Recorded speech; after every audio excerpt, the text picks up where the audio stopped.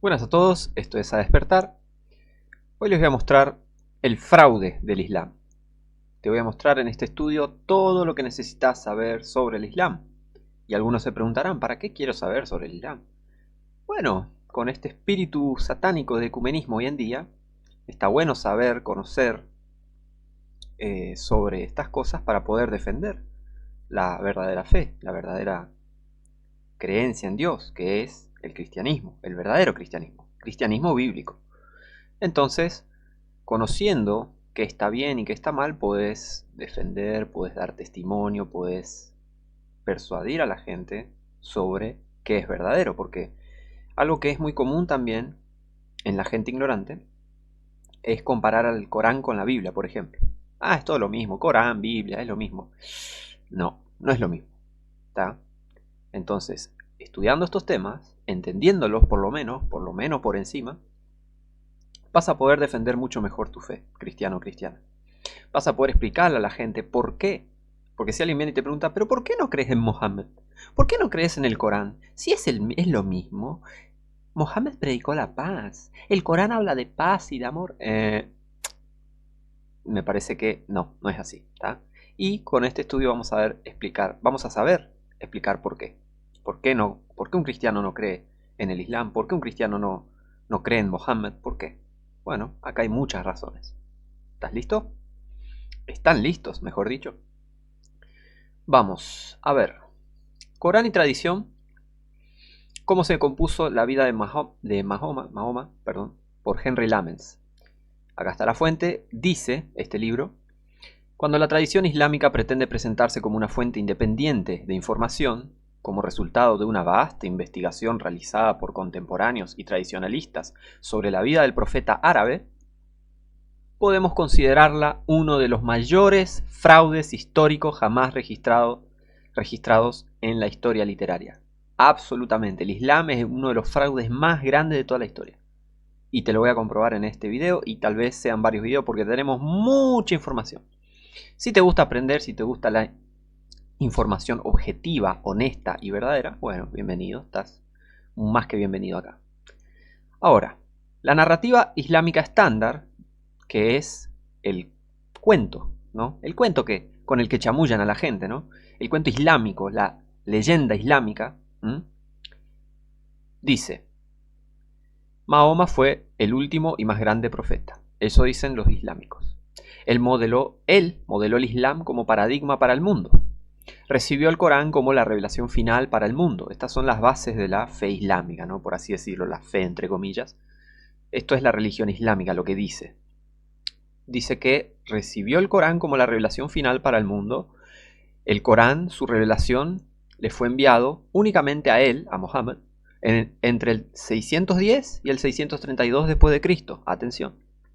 Y que supuestamente es la revelación más grande, la única perfectamente preservada y la última. Ellos dicen, los musulmanes afirman que el Corán se reveló así, totalmente, 114 suras, que serían los capítulos, y nunca se cambió, nunca fue cambiado, nunca fue ni una coma, ni una letra, nada fue cambiado, fue totalmente preservado de manera milagrosa desde esta época. Eso dicen los musulmanes, ¿no? Y que corrige todas las revelaciones anteriores. Después dice: la Meca fue la ciudad donde Mahoma nació y vivió durante los primeros 52 años de su vida, supuestamente. Entonces, viendo todas estas afirmaciones del Islam sobre Mohammed, sobre el Corán, sobre la Meca, ¿tá? Son las bases del Islam, ¿no? Todas estas afirmaciones. Así pues, el Islam depende completamente de el Corán, el libro, Mahoma o Mohammed, yo le digo Mohammed, el hombre, y la Meca, el lugar. Dado que estas tres zonas son fundamentales para el Islam, debemos investigarlas, ¿tá? Porque si nos hablan de que hay una verdad absoluta dada en el Corán a este hombre llamado Mohammed, Mahoma, ¿no? Y que vivió en la Meca, vamos a investigar estas cosas para saber, ¿tá? Entonces, en su época, es decir, a principios del siglo VII, años 600 y pico, ¿tá? En su lugar, es decir, el Hiyaz, Arabia Central y Occidental, no sé si se puede ver bien ahí donde dice Meca y Medina, es el Hiyaz, la región que hoy es Arabia Saudita, al norte de Yemen, que es acá en la punta, ¿tá? Entonces vamos a investigar estas cosas, ¿no? Vamos a ver la cronología del surgimiento del Islam, según su narrativa. Atención, ellos dicen que Mohammed nace en el 570, después de Cristo, ¿no? 570, año 570 después de Cristo. Después dice, el Corán es revelado en el 610, en este encuentro con Jibril, que es el supuesto Gabriel de 600 alas, en la cueva de Hira. Del 610 al 622 después de Cristo son las revelaciones de la Meca, ¿no? Como hay dos como se reveló como dos veces el Corán, así, bueno. Después dice, en el 621, el Miraj es un viaje a los 7 cielos, donde terminó recibiendo 5 oraciones, como que supuestamente fue al cielo, viajó a los 7 cielos, y primero eran 50 oraciones, y bueno, después bajó, subió, bajó, y eran muchas, y terminaron siendo 5 oraciones nomás. Y acá tenemos una pintura describiendo este hecho, ¿no? Este viaje milagroso, ¿no? El Miraj, este viaje a los cielos, y que fue el profeta, supuestamente, viajó en un caballo con cabeza de humano, un caballo con alas llamado Burak. Y esto lo vemos acá en la ilustración, ¿no? Es la ascensión de Mahoma al cielo en una ilustración persa. Curiosamente, esta ilustración es del año 1500, de estos entre el 1539 al 1543. Mil y pico de años después de que pasó todo esto. ¿Cómo vas a pintar algo que no viste? ¿Cómo vas a pintar algo que pasó 1000 años atrás, básicamente? Casi 1000 años atrás. Bueno, Islam. La Hijra, ¿no? En el año 622 es la migración de Mahoma de la Meca a la ciudad de Yatrib, después conocida como Medina. Después Mohammed vuelve a Meca en el 630 y la conquista, ¿no? Y Mohammed muere en el 632 después de Cristo. Esta fecha es crucial para entender la historia del Islam, ¿tá? Esta fecha, este año, mejor dicho, el 632 después de Cristo, ¿tá? Atención. Entonces, Mohammed muere, curiosamente muere envenenado, según las tradiciones, por una mujer judía. Ahí está, ¿ven? Qué satánico es echarle la culpa a una judía por la muerte de su profeta, y hoy quieren matar a los judíos, los islámicos. ¿Ven? Pero bueno, calma, vamos con calma. Gobierna como califa, cuando Mohammed muere, gobierna como califa. Ya vamos a hablar en un estudio más de qué se trata los califas, pero bueno, por ahora vamos a ver de qué se trata esta narrativa islámica. Supuestamente, después de la muerte de Muhammad, gobierna Abu Bakr as-Siddiq, conocido como Abu Bakr, ¿no? Del 632 al 634, cuando muere, lo matan. Después le sucede Omar ibn al-Yattab, del 634 al 644. Él expande las fronteras durante su gobierno y lo matan en el 644, ¿no? Omar es el que expande, ¿no? Acá vemos los 3 colores en el mapa, por ejemplo.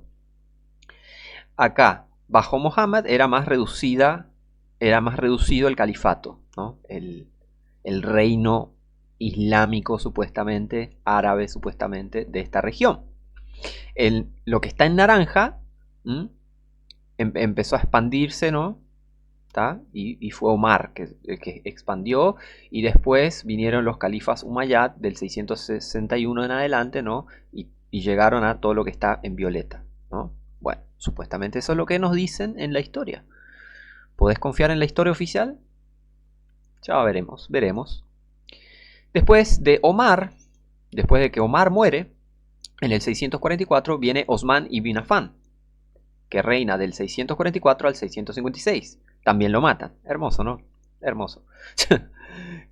El Corán es compilado, el Corán, ¿no? Como se les dice en árabe. El Corán, que significaría la recitación, ¿no? Recitado, mejor dicho, recitado. Es compilado en el 652. Esto dice, recuerden, la historia oficial. Es compilado en el 652. O sea que el Corán es oficialmente compilado, supuestamente según las tradiciones, de hecho, en el 652. Porque recuerden, Mohammed no sabía escribir ni leer. Pero eso lo hace un profeta, porque, wow, mi Dios hizo un milagro y dándole el libro a alguien que no puede leer y ni escribir y él lo recitaba. Eso es lo que cuentan los islámicos, ¿no? Pero 20 años después de que muere, su libro sagrado es compilado en el 652 y esto es historia oficial. Ya tiene muchos agujeros, pero bueno, ya vamos a descubrir más. Después de que matan a Uthman, viene Ali ibn Abi Talib. Viene el famoso Ali, que reina desde el 656 al 661, que es muerto por Muawiyah ibn Abi Sufyan en la batalla de Siffin. Este Muawiyah también es un personaje interesante, pero ya vamos a ver en otro estudio mejor. Entonces la conclusión de los islámicos, ¿no? La conclusión de la historia oficial de los musulmanes es que el Islam se formó plenamente en el Hijaz hacia el año 661 después de Cristo. Si no quedó bien en claro qué es el Hijaz, es la región en donde hoy puedes abrir el mapa, estás en internet, estás en YouTube, obviamente anda a abrir el mapa en internet, fíjate Hijaz y vas a ver que es la región acá cerca de Meca y Medina en Arabia Saudita. ¿Tá? Entonces la historia oficial dice que, de los musulmanes, dice que el Islam se formó plenamente en el Hijaz hacia el año 661 después de Cristo, casi 30 años después de la muerte de Muhammad. Ahora vamos a revisar las fuentes de las tradiciones islámicas, según los musulmanes. Tenemos la Sira, que es la biografía de Muhammad. Tenemos el Hadith, los hadices, que serían los dichos de Mahoma, los dichos, las andanzas, las aventuras de Muhammad. Después tenemos el tafsir, que son los comentarios sobre el Corán. Después tenemos el tarikh, que son las historias de la humanidad, ¿no? Como supuestamente vino todo y qué sé yo, historias islámicas sobre la humanidad, ¿no? Ahora, Muhammad, recuerden, muere en el 632. El que escribió la Siratul Rasulallah sería la biografía del profeta de Allah, de Dios supuestamente.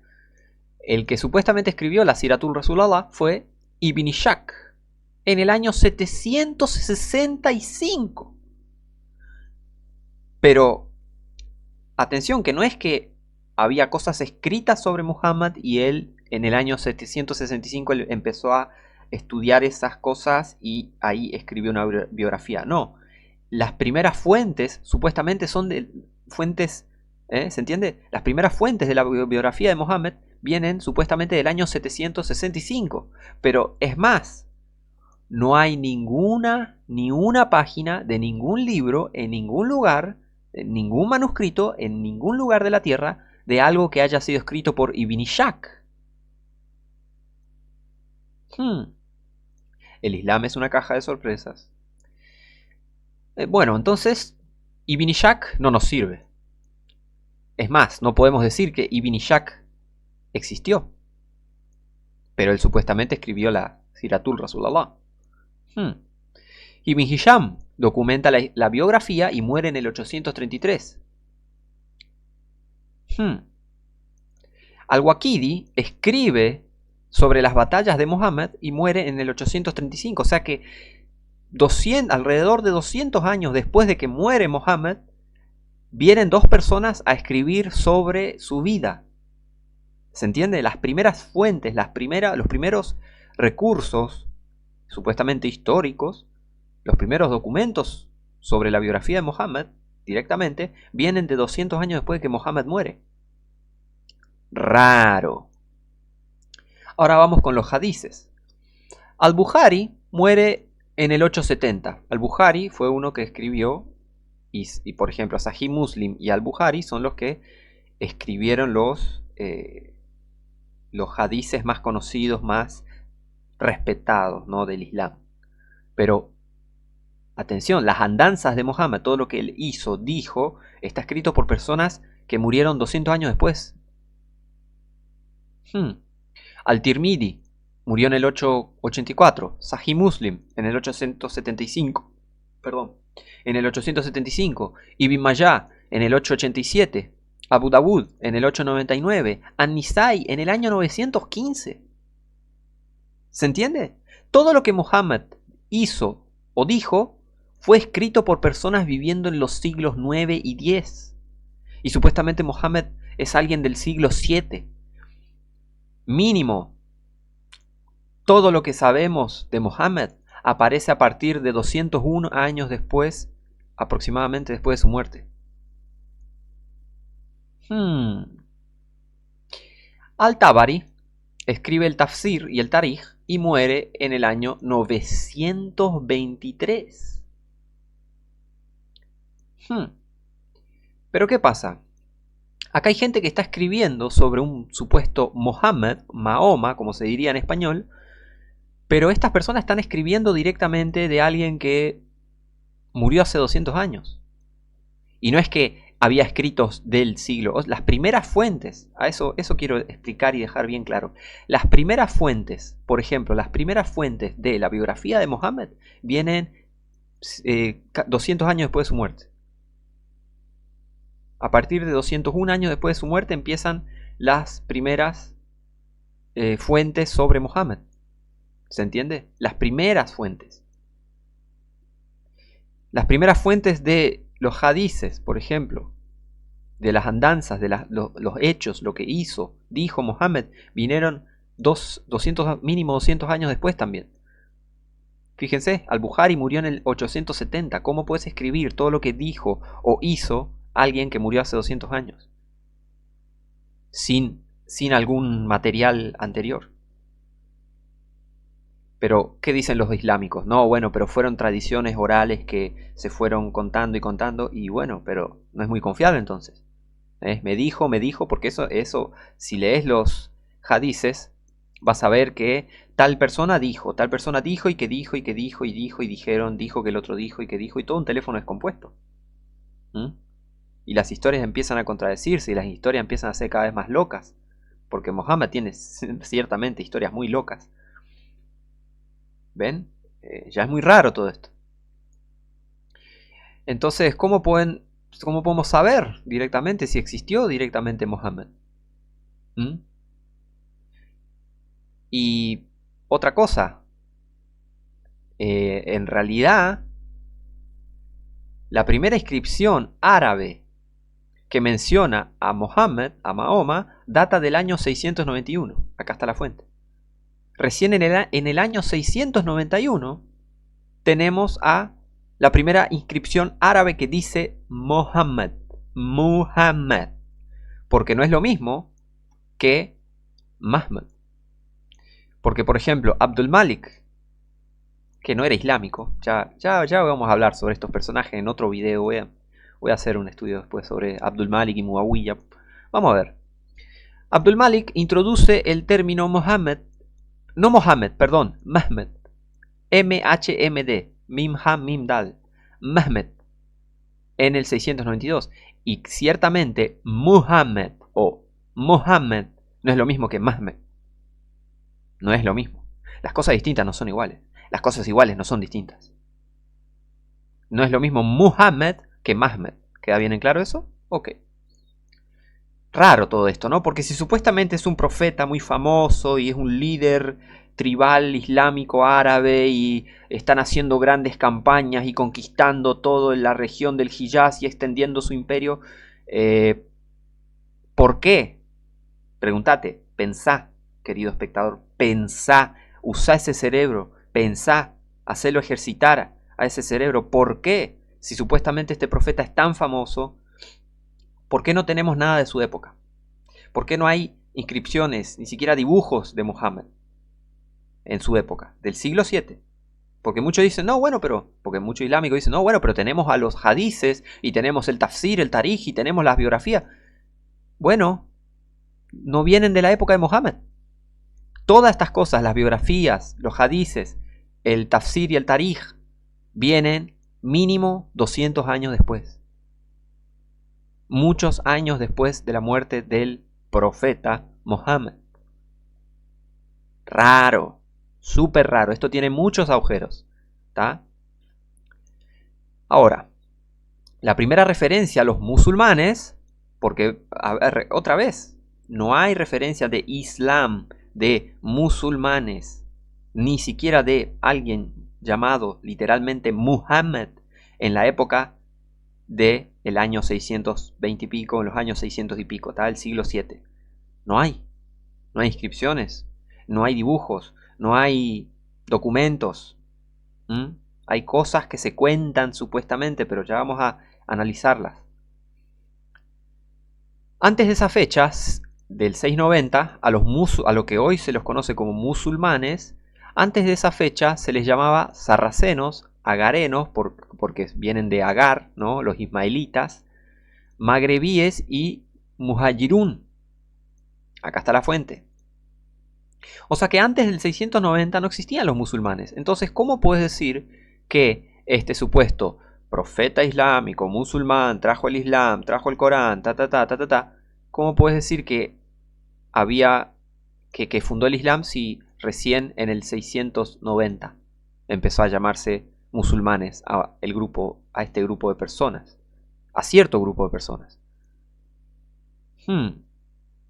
Entonces ya está medio que rara toda esta historia de el profeta árabe que recibió un libro en el siglo VII y viajó en un caballo alado al cielo y no sabía leer y escribir, pero el ángel Gabriel de 600 alas le dejó el Corán y le mandó, y Dios supuestamente solo habla en árabe y le mandó a instaurar una supremacía árabe en todo el mundo y que el Islam conquiste la tierra y qué sé yo, qué sé cuánto. Pero en realidad, ¿saben qué? Todo se fue desarrollando a lo largo del tiempo. Toda esta narrativa. No tenemos pruebas, ¿tá? No tenemos pruebas. Esto está todo bien estudiado, bien investigado. No hay pruebas de que en el año 600 y pico exista alguien llamado Mohammed, que sea un profeta, líder político religioso árabe. No hay pruebas de eso. Porque fíjense, la primera referencia al Islam data del año 691 en la inscripción en la cúpula de la roca. Acá está la fuente, la cúpula de la roca. En la cúpula de la roca fue supuestamente está la primera referencia al Islam, que el Islam significa sumisión, ¿no? Sumisión. La primera referencia a la Meca, ahora es el lugar, ¿no? La primera referencia a la Meca data del año 741, la primera referencia. O sea que no hay una ciudad llamada Meca en la región del Hiyaz, en Arabia Saudita, en el siglo VII. Recuerdo, siglo VII quiere decir los años 600 y pico. O sea que esto no tenemos certeza de la ciudad, no tenemos certeza del hombre, no tenemos certeza del libro, porque ya vamos a hablar bien del libro, del Corán. Ahora, vamos a ver el problema de la distancia y los lugares. Las tradiciones islámicas dicen que todo ocurrió en la Meca y Medina, en el Hiyaz, en la mitad de Arabia Saudita. Acá, donde dice Meca, Medina, acá al lado donde dice Saudi Arabia, Arabia Saudita, acá. Si querés hacer zoom, fíjate en el mapa, revisá cualquier mapa. Meca y Medina, todo eso es la región del Hiyaz, ¿no? Y Meca y Medina son las ciudades sagradas para los musulmanes, ¿ok? Sin embargo, todos los escritores de queda bien en claro esto, las tradiciones dicen que todo esto del profeta árabe islámico que recibió el Corán de un ángel de 600 alas, que vivió en Meca, entre Meca y Medina, murió en el 632. Toda esta historia, toda esta narrativa dice que Mohammed nació y vivió y todo esto ocurrió en Meca y Medina. Pero fíjense esto, sin embargo, todos los escritores de las tradiciones trabajaron en Bagdad, que está a 1900 kilómetros al norte. ¿Cómo puedes escribir los hechos y las cosas que dijo e hizo un profeta árabe islámico en Meca y Medina, pero vos estás diariamente en Bagdad, en una época donde no existían los aviones, los autos, nada?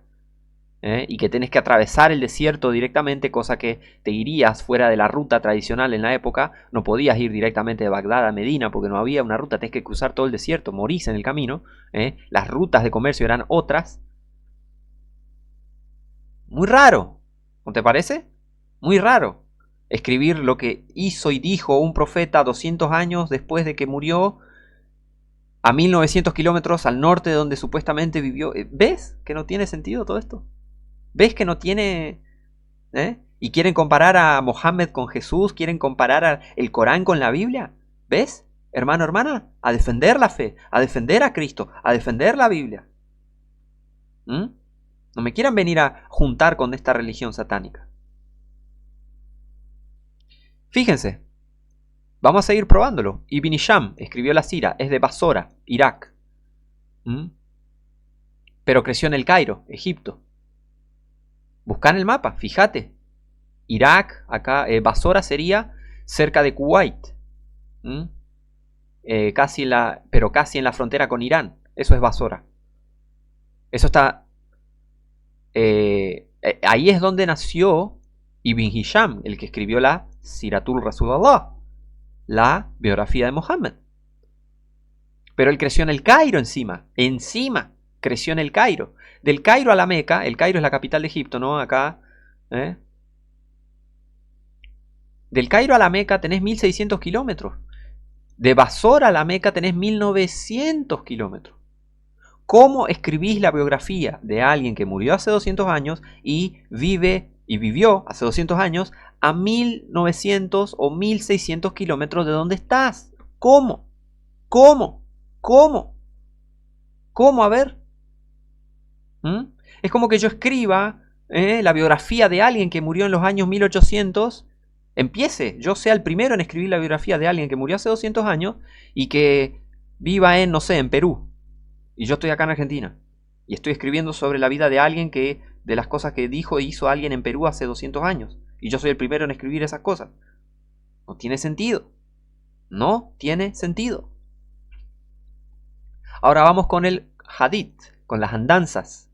Las aventuras de Mohammed. Al-Bukhari, que escribió el hadith, es de Bukhara. Por eso Al-Bukhari, ¿no? De Bukhara. Uzbekistán. Allá casi en Kazajistán, entre Turkmenistán y Kazajistán, allá arriba de Irán, arriba. Eso es de Bukhara a la Meca, hay 4184 kilómetros. Y Sahih al-Bukhari, el hadith de al-Bukhari, es uno de los más respetados y famosos textos islámicos. Pero está a 4184 de la Meca, 4184 kilómetros de la Meca. ¿Cómo puedes escribir las andanzas diarias de alguien que vivió entre Meca y Medina 200 años, otra vez, 200 años en el pasado, a 4000 kilómetros de distancia? ¿Cómo haces eso? Y encima, en la época antigua, en el siglo 7. Y de repente vos apareces en el siglo 9 a 4000 kilómetros de distancia y empezás a escribir sobre un hombre que murió hace 200 años a 4000 kilómetros de distancia. ¿Ves? No tiene sentido. Muy raro todo esto. Ahora, vamos con el autor del Tafsir y el Tarij, Al-Tabari. Es de Tabaristán, Irán, por eso Al-Tabari. Es de Tabaristán, Irán. Acá cerca del mar Caspio. Cerca de Teherán, por ahí. La región de Tabaristán. Buscá en el mapa, si querés. Si está muy chiquito el mapa acá, buscá, abrí, investigá. Pero te digo, de Tabaristán a la Meca hay 2735 kilómetros. Ninguno de los escritores tradicionales vivió ni trabajó en la Meca o Medina. Esta gente nunca pisó Meca o Medina, pero escribieron sobre un hombre 200 años en el pasado viviendo en Meca y Medina.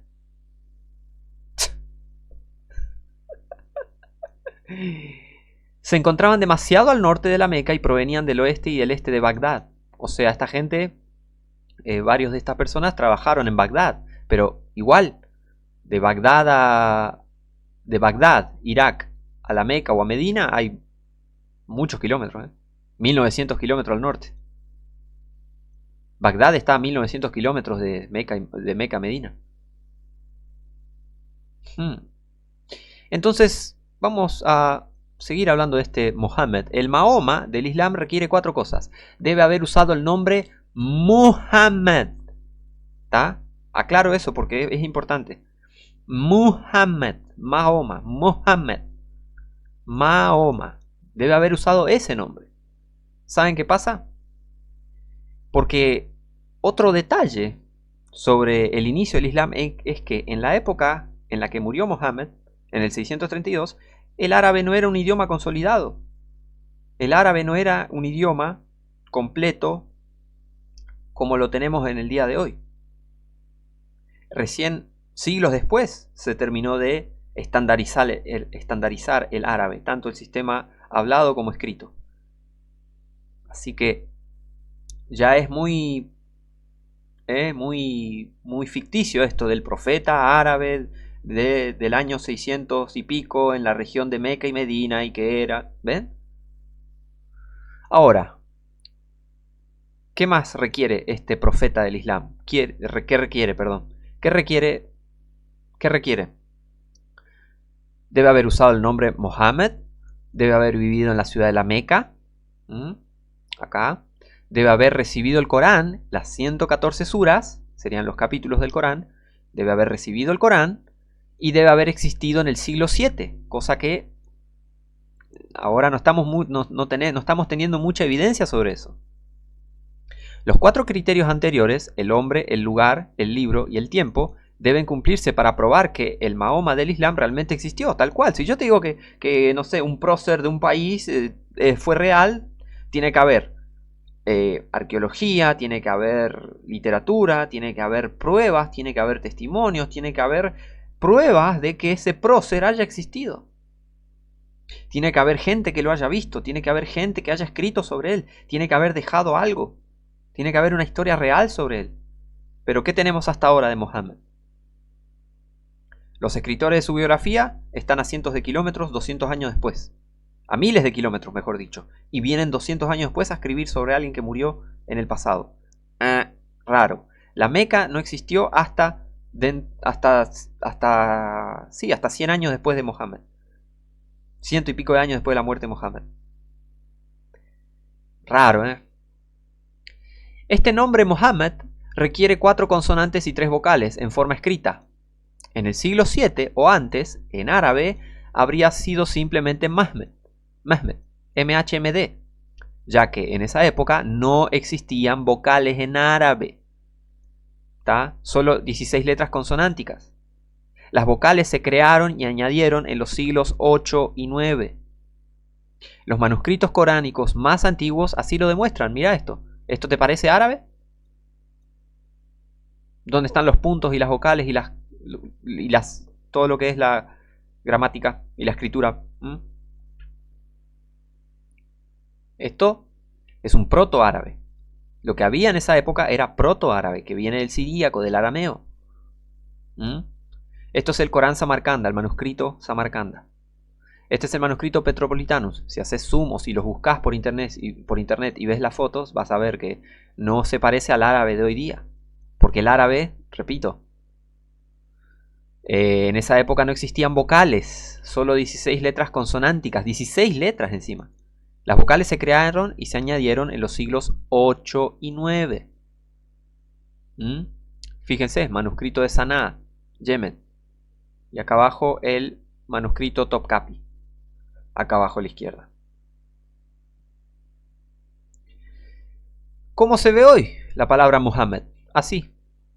Tiene 3 vocales, arriba, dama, y después 2 vocales más, fata y fata. Y las letras consonantes mim, ham, mim, dal. Pero estas vocales no existían en el siglo 7. Eso es un gran detalle, ¿tá? Porque eso quiere decir que en el siglo 7 no existía el nombre Mohammed. ¿Ven? Se introdujeron entre los siglos 8 y 9. Entonces, no tenemos tampoco el nombre Mohammed en el año 600 y pico. No tenemos un nombre llamado Mohammed. ¿Se entiende? ¿Cómo puedes decir que alguien se llamaba Mohammed en el siglo 7 si no existía, ni siquiera su nombre existía en el siglo 7? ¿Se entiende? Entonces, ¿cómo se veía esa palabra en el siglo 7? Recuerden que el árabe se lee de derecha a izquierda, ¿está? Mim, ha, mim, dal, dama, fata, fata, las vocales. Mohammed, ¿está? Mim, ha, mim, dal. O sea, mim, ha, mim, dal. Mahmed. Se lee Mahmed o Mahmed, pero no Muhammad. ¿Ven? Juan de Damasco en el año 730 lo escribe en griego como Mamed. Fíjense acá. Hagan zoom si quieren. Mamed. Y muchos hoy en día traducen esto como Mohammed, pero está errado. Él escribió Mamed, no escribió Mohammed, ¿se entiende? Entonces muchos quieren decir, bueno, Juan de Damasco escribió sobre Mohammed, entonces Mohammed sí existía. Y él escribió Mamed, no Mohammed. ¿Ven el detalle y la importancia de saber el contexto histórico, el contexto lingüístico del árabe en esa época? ¿Ven?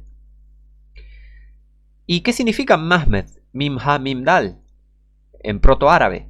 Significa el alabado, el bendito o el ungido, o incluso el Mesías más adelante. Mahmed.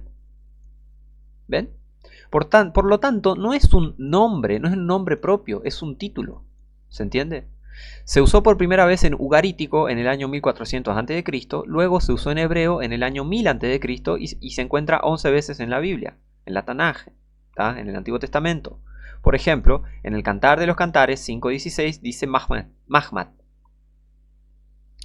la palabra en hebreo, todo amoroso, objeto de deseo, afecto, amado, refiriéndose a Salomón, ¿no? Acá está la palabra que es usada en Cantares 5.16. ¿Ven? Acá está la palabra en hebreo, Mahmed. Entonces, ¿ven? Que no es un nombre propio.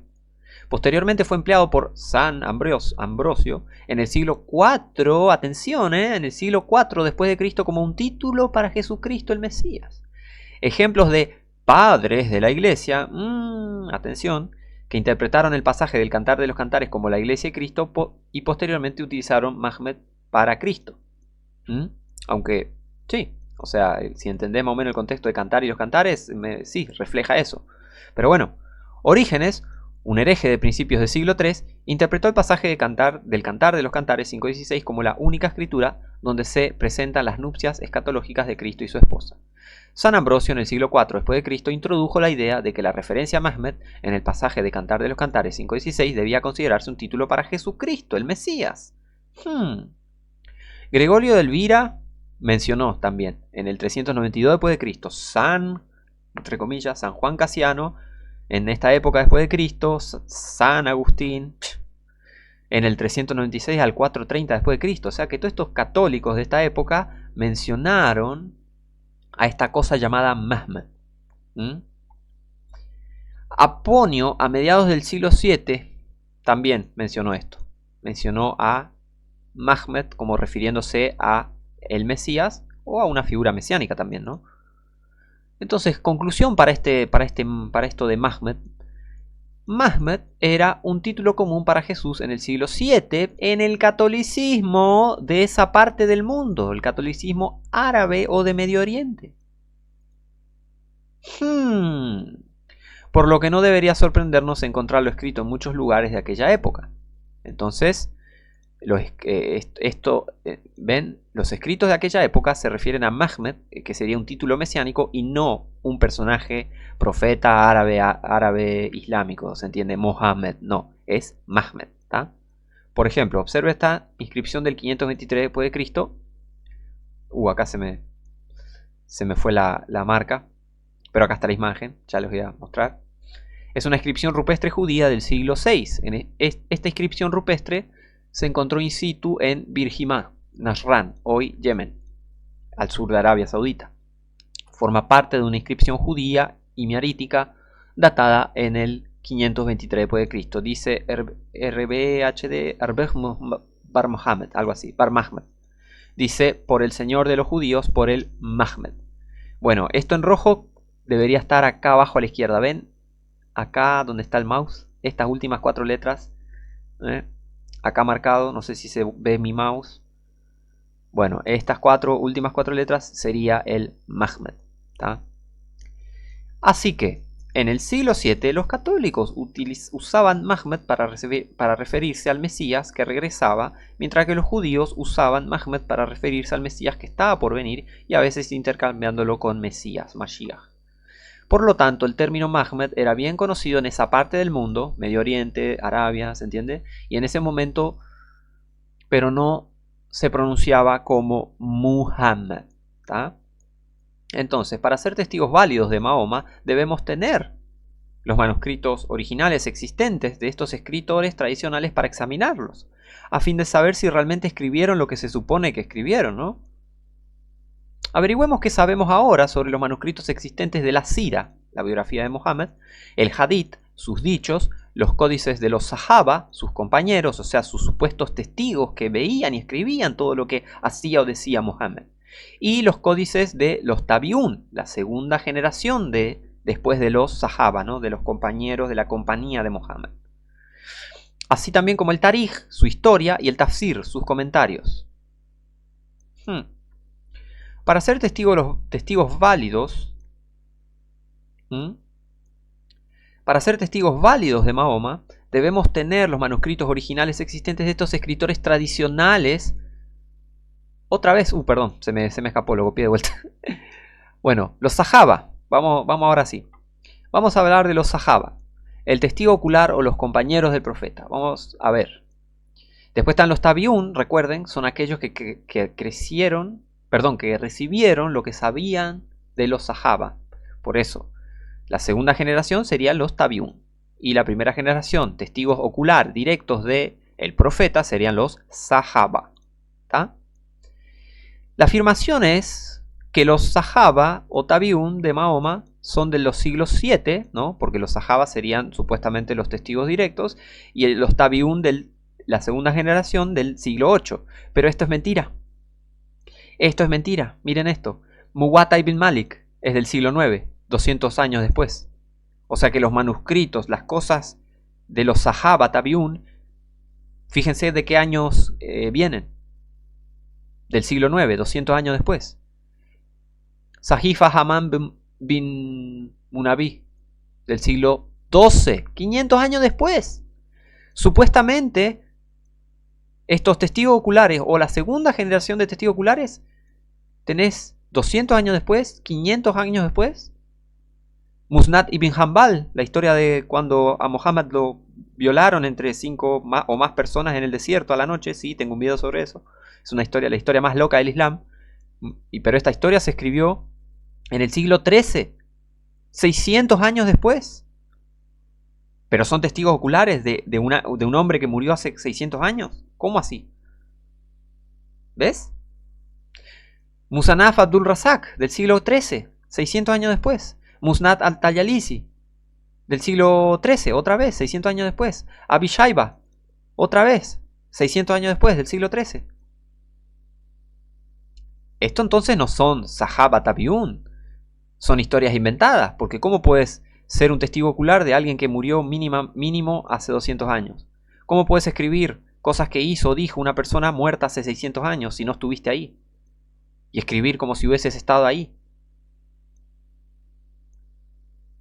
Muy raro todo esto.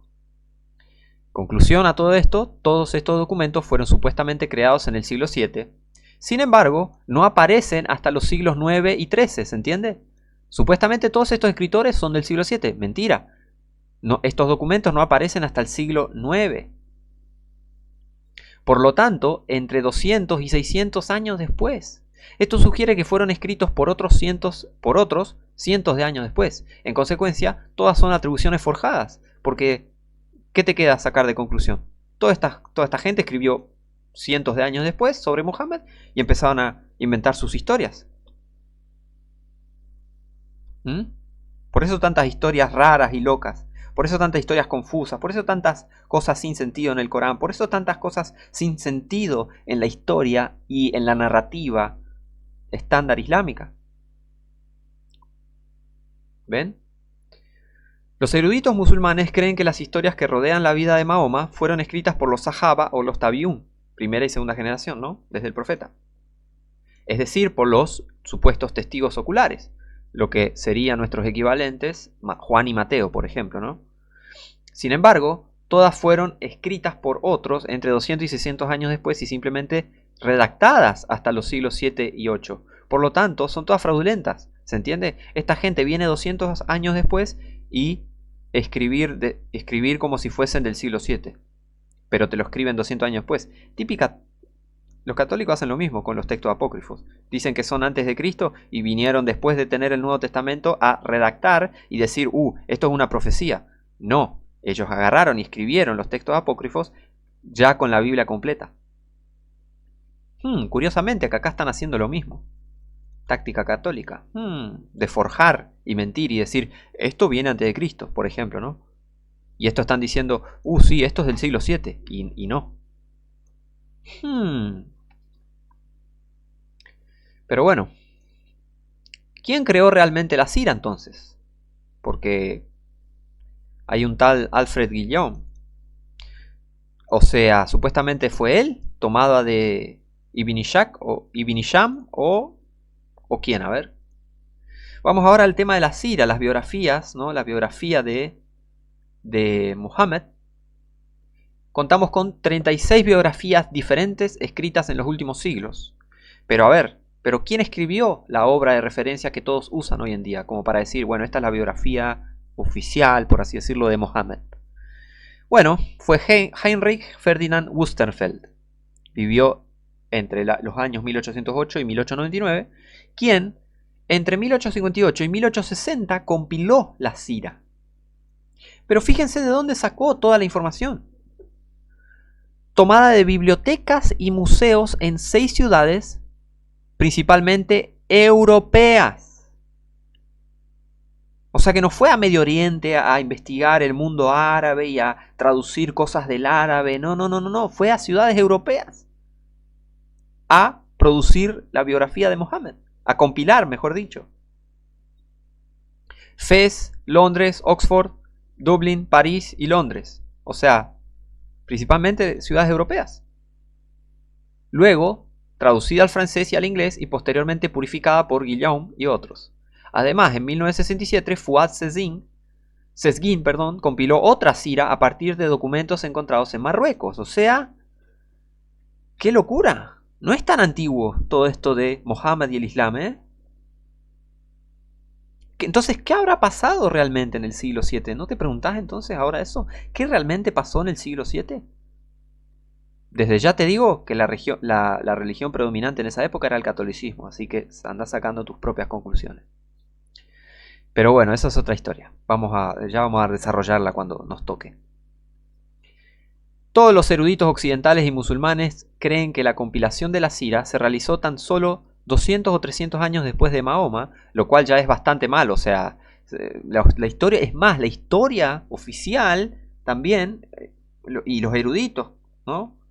Varios eruditos, lo suficientemente honestos, dicen, bueno, la Sira se realizó, está bien, es verdad, 200 o 300 años después de Mohammed, pero la verdad que es mucho más tardía.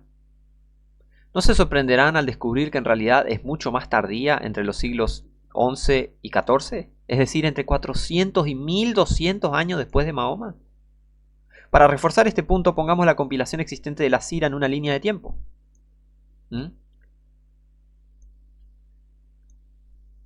Vamos a ver. Mahoma muere en el 632 después de Cristo. Esta es la fecha clave. Muhammad muere en el 632. Ibn Hisham muere en el 833. Al-Waqidi muere en el 835. Estos escribieron supuestamente la biografía. Pero se encontraron, se compilaron, ¿no? Pero esto que compiló este hombre que mencionamos hace poco, Wusterfeld, compiló a partir de lo que se encontró en Fez, parcialmente, en el 1063. El manuscrito árabe de la Sira, ¿no? Se encontró de la Biblioteca Bodleiana, Oxford, 1324. De la Biblioteca Chester Beatty, 1331 después de Cristo. De la Biblioteca Nacional de Francia. La Biblioteca Nacional de París, en Francia, 1420. Del manuscrito 19320, o sea, 19320.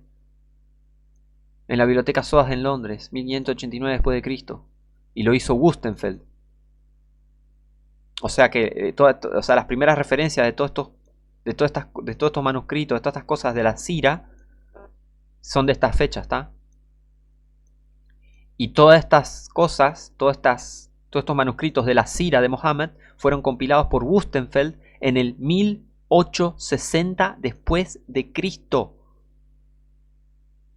El hombre del que dependen los musulmanes para saber quién es su profeta o qué hizo es un anciano lingüista alemán que escribió la biografía de Mahoma hace 160 años. Más de 1000 años más tarde. ¡Boom! ¿Ven qué loco? ¿Ven qué loco todo esto? El Islam es un gran fraude. Nos dicen que un montón de cosas sobre el Islam, pero lo que está estudiado por verdaderos eruditos demuestra que no es tan así.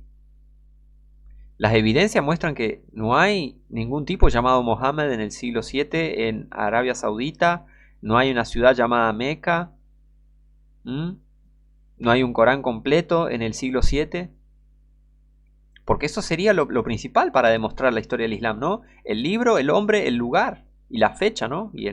Porque sí, podés tener el libro, el hombre, el lugar, pero si viene 500 años después, es medio rara la historia, ¿no? Tenés que tener el hombre, el lugar, la fecha y el libro. Mohammed, la Meca, el Corán en el siglo VII. Qué raro todo esto. Pero bueno, vamos a pausar en esta primera parte. Ya estás viendo que el Islam es un gran fraude, pero vamos a seguir en la segunda parte con más información que es una bomba. Y esto es información crucial para entender y entender que las religiones no son lo que dicen ser. Es así.